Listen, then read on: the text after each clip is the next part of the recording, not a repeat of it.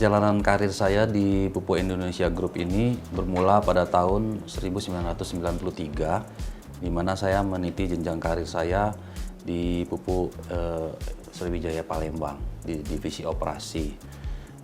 Hingga saya diangkat menjadi General Manager Riset dan Pengembangan itu pada tahun 2013. Alhamdulillah kemudian saya diberi amanah untuk menjadi Kepala Indonesian Fertilizer Research Institute di Pupuk Indonesia Persero, yang merupakan pemegang saham dari PT Pusri. Kemudian saya juga diberi kepercayaan untuk memiliki pengalaman memimpin sebagai COO di PT Pupuk Indonesia Energi.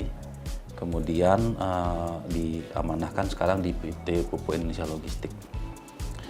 Jadi pengalaman saya kurang lebih 22 tahun di pabrik operasional, kemudian 5 tahun di pengembangan, dan selanjutnya di research dan di COO di Indonesia Energi, dan sekarang di Indonesia Logistik.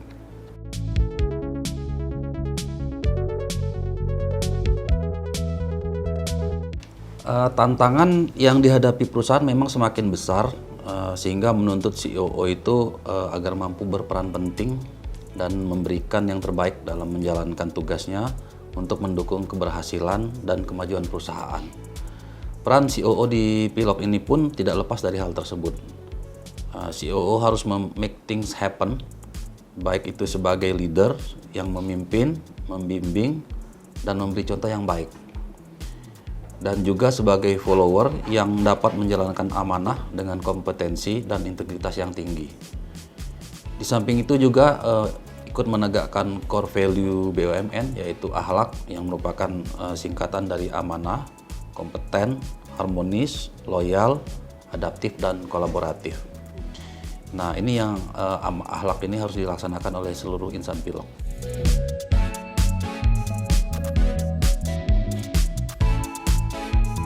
Inovasi digital terbaru yang dilakukan di operasional Pilog ini adalah penerapan digitalisasi sistem informasi fleet management system dan plan maintenance system dari kapal-kapal milik Pilog. Sebelumnya kan informasi ini yang diperoleh mengenai pengoperasian, mengenai pemeliharaan itu dilakukan secara manual. Nah, hal ini mengakibatkan proses pengambilan keputusan kadang-kadang tidak dapat dilaksanakan secara real time, dan pada akhirnya akan menimbulkan bias dan mungkin merugikan perusahaannya.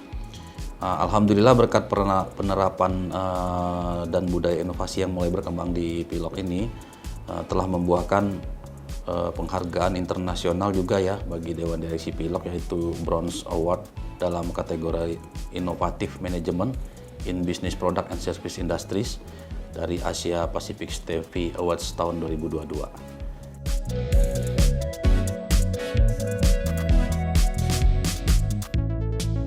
Upaya-upaya yang pernah saya lakukan ya di dalam memperkuat teamwork di operasional perusahaan ini adalah merupakan contoh leadership yang baik kepada bawahan saya, bahwa saya percaya bahwa leader yang baik itu adalah yang memiliki kompetensi di bidangnya dan dapat menjadi role model dari staf-staf yang di bawahnya. Sangatlah penting dalam mendelegasikan pekerjaan kepada staf saya itu disertai dengan bimbingan dalam melaksanakan pekerjaan tersebut dengan baik dan benar. Saya juga berusaha melakukan komunikasi secara kontinu kepada staf, tidak terbatas pada masalah pekerjaan saja, tapi seluruh potensi masalah yang bisa menyebabkan penurunan kualitas pekerjaan. Yang penting bagi saya adalah memberikan dorongan kepada semua staf tersebut dalam melaksanakan pekerjaannya, supaya bisa bekerja secara optimal, melampaui target yang ditetapkan sesuai dengan visi misi perusahaan.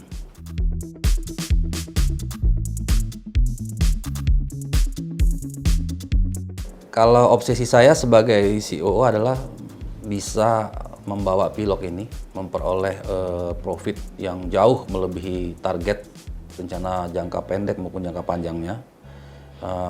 Minimal pangsa pasar yang Pilok ini meningkat hingga 50% dari seluruh angkutan di Pupuk Indonesia Group.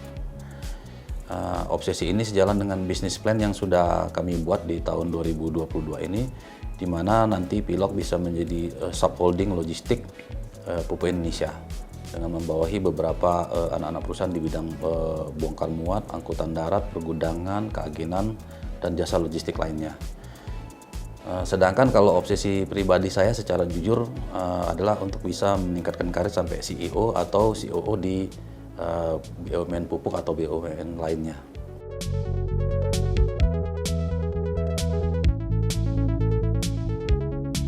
Kalau filosofi hidup adalah develop or die. Artinya kalau saya tidak berkembang, kita bisa ketinggalan atau mati lah istilahnya. Jadi kita harus selalu berkembang. Itu yang merupakan filosofi hidup saya.